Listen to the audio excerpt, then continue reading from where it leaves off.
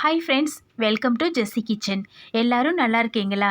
நீங்கள் எல்லாரும் நல்லா இருக்கணும்னு நான் இறைவனை வேண்டிக்கிறேங்க. நம்ம இன்றைக்கி ரொம்ப ஹெல்த்தியான ஒரு ஈஸியான 5 மினிட்ஸில் செய்யக்கூடிய ரெசிபி தாங்க செய்ய போகிறோம். இதை பிரேக்ஃபாஸ்ட்டாகவும் நம்ம வச்சுக்கலாங்க. ஈவினிங் ஸ்கூல் முடிச்சுட்டு வர பிள்ளைங்களுக்கு ஸ்நாக்ஸாகவும் கொடுக்கலாம். நல்லா ஃபில்லிங்காகவும் இருக்கும், ஹெல்த்தியாகவும் இருக்குங்க. வாங்க ரொம்ப ஈஸியாக எப்படி செய்யலான்னு பார்க்கலாம். அதுக்கு முன்னாடி என்னுடைய வீடியோவை வாட்ச் பண்ணிகிட்ருக்கிறவங்க சப்ஸ்கிரைப் பண்ணாமல் இருந்தால் சப்ஸ்கிரைப் பண்ணி பெல் பட்டனை கிளிக் பண்ணி ஆல் கொடுத்துக்கோங்க. இப்போ வாங்க வீடியோக்குள்ளே போகலாம். இந்த ரெசிபி செய்கிறதுக்கு ஃபஸ்ட்டு நம்ம அடுப்பில் தவா வச்சுக்கலாங்க. இது கூட கொஞ்சம் ஆயில் சேர்த்துக்கலாம். ஆயில் சூடான பிறகு ஒரு பெரிய வெங்காயத்தை நல்லா நீள் வாக்கில் இந்த மாதிரி நம்ம கட் பண்ணி சேர்த்துக்கலாங்க. நல்லா மெல்லிஸாக கட் பண்ணிக்கணும். நம்ம வெங்காயத்தை சேர்க்கும்போது கைகளால் லைட்டாக உடச்சி விடும்போது நல்லா உதிரியாக கிடைக்கும். நமக்கு கொஞ்சம் குயிக்காகவும் வதங்கி வருங்க. இதை நம்ம நல்லா வதக்கிக்கணும். இது கூடவே ஒரு கட் பண்ண பச்சை மிளகாய் சேர்த்துக்கலாம். நல்லா பொடிசாக கட் பண்ணி சேர்த்துக்கலாம். இதையும் சேர்த்து நல்லா வதக்கிக்கணுங்க. இது ரொம்ப ப்ரௌனிஷாக வதங்கணுன்னு அவசியம் இல்லை. நல்லா கண்ணாடி பக்குவத்தில் வதங்கினா போதும்.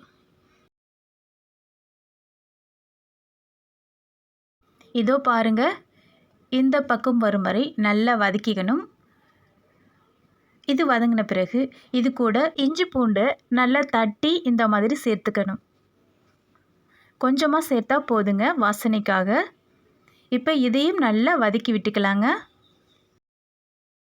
இது கூடவே பழுத்த சின்ன சைஸ் தக்காளியை நல்லா பொடிசாக இந்த மாதிரி கட் பண்ணி சேர்த்துக்கலாங்க. தக்காளி சேர்க்கிறது ஆப்ஷனல் தான். உங்களுக்கு விருப்பப்பட்டால் சேர்த்துக்கலாம், இல்லைன்னா ஸ்கிப் பண்ணிடலாங்க. இப்போ இந்த தக்காளியும் இது கூட சேர்த்து நல்லா வதக்கிக்கணும். இது கூட அரை கேரட்டை நல்லா துருவி இந்த மாதிரி சேர்த்துக்கலாம். கொஞ்சம் குடமிளகாயும் கட் பண்ணி நான் சேர்த்துக்கிறேங்க. இது கூட பீன்ஸு, முட்டைகோஸ் இந்த மாதிரி வெஜிடபிள்ஸு நமக்கு விருப்பப்பட்டதை சேர்த்துக்கலாம். பட் நம்ம டைரெக்டாக சேர்த்து வதக்கும் போது சீக்கிரமாக வேகக்கூடிய காய்களாக சேர்த்துக்கிட்டோன்னா காய்களும் குயிக்காக வெந்துடுங்க. மசாலாவும் நமக்கு சீக்கிரமாக ஸ்டஃபிங்க்கு ரெடி ஆகிடும். அதுக்காக தான் இந்த கேரட்டும் குடைமிளகாயும் ரொம்ப குயிக்காகவே வந்துடுங்க. அதனால நான் இதை சேர்த்துக்கிட்டேன். சேர்த்துட்டு இதை நல்லா வதக்கி விட்டுக்கலாம். இந்த மாதிரி நம்ம ஸ்நாக்ஸ் ஐட்டம்ஸ்க்கு ஸ்டஃபிங்க்கு ரெடி பண்ணும் போது வெஜிடபிள்ஸ்லாம் சேர்த்து நம்ம செய்தோன்னா அந்த காய்கள்லாம் இருக்கிற இடமே தெரியாதுங்க. பிள்ளைங்க சாப்பிடும் போது ஈஸியாக சாப்பிட்ருவாங்க. என்ன காய்கள் இருக்குன்னே தெரியாது அவங்களுக்கு. டேஸ்ட்டாக இருக்கிறதால அவங்க சாப்பிட்ருவாங்க. நல்லா வதங்கிடுச்சு. இந்த பக்குவத்தில் 1/4 டேபிள் ஸ்பூன் மஞ்சத்தூள், 1/4 டேபிள் ஸ்பூன் தனி மிளகாய்த்தூள், 1/4 டேபிள் ஸ்பூன் சீரகத்தூள் சேர்த்துக்கலாம். இது கூடவே தேவையான அளவு சால்ட்டும் சேர்த்துட்டு இதை நல்லா மிக்ஸ் பண்ணி விட்டுக்கலாங்க. நல்லா இதை எண்ணெயிலே வதக்கிக்கலாம்.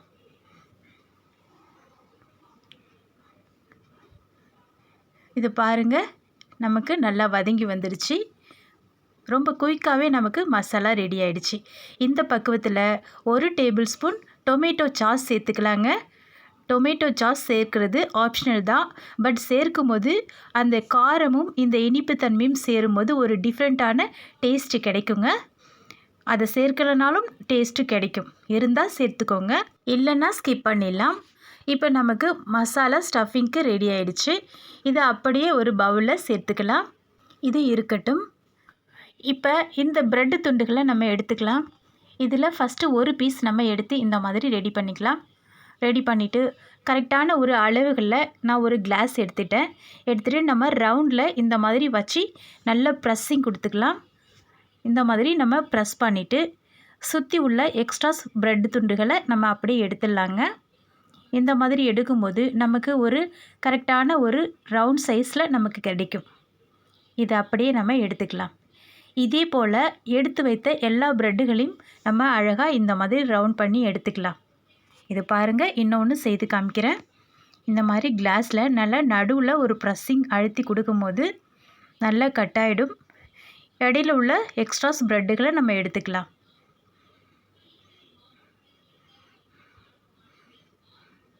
அவ்வளோதான். இப்போ நமக்கு அழகான ரவுண்ட் ஷேப்பில் ப்ரெட்டு துண்டுகள் கிடச்சிடுச்சு.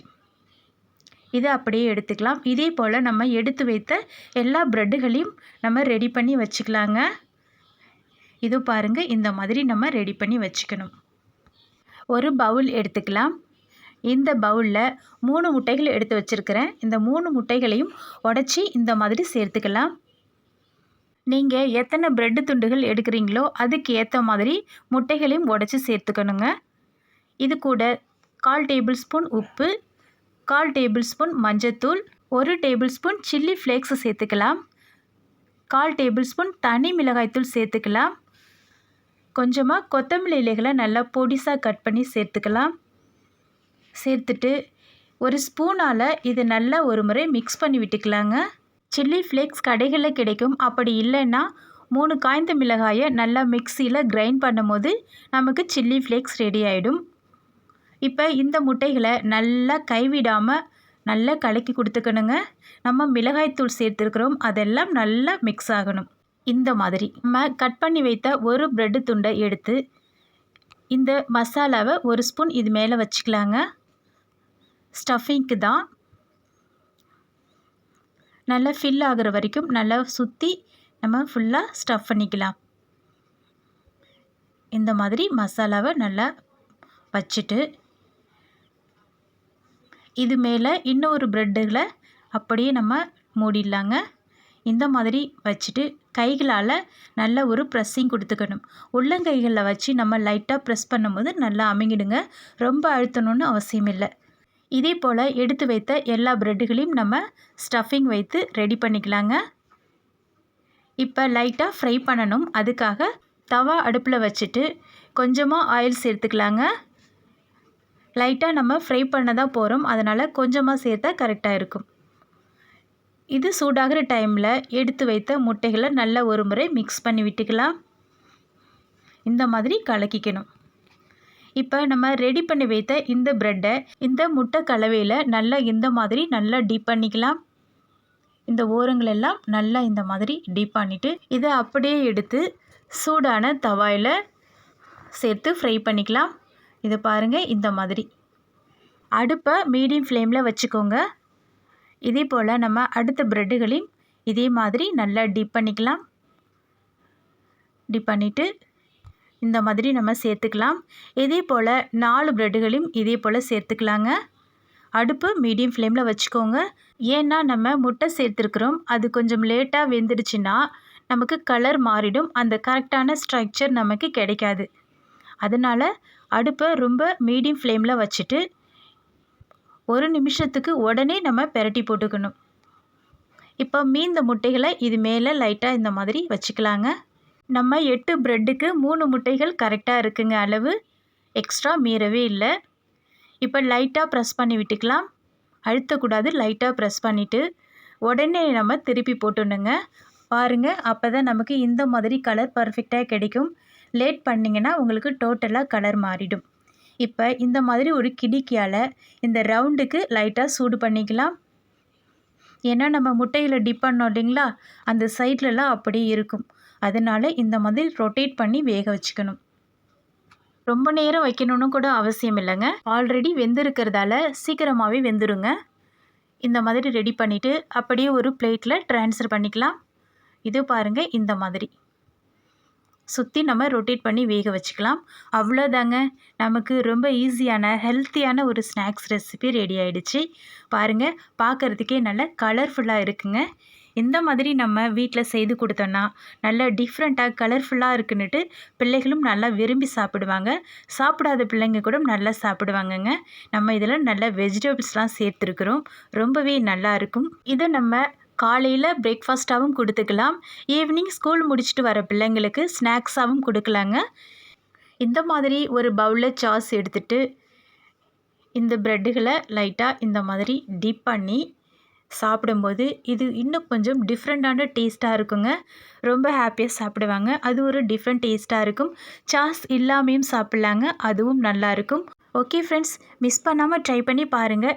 இதில் முக்கியமாக கவனிக்க வேண்டியது, இங்கே ப்ரெட்டில் ஸ்டஃப் பண்ணிவிட்டு ஃப்ரை பண்ணும்போது ரொம்ப நேரம் விட்டுட்டிங்கன்னா உங்களுக்கு இந்த ஸ்ட்ரக்சர் கிடைக்காது, டோட்டலாக மாறிடுங்க.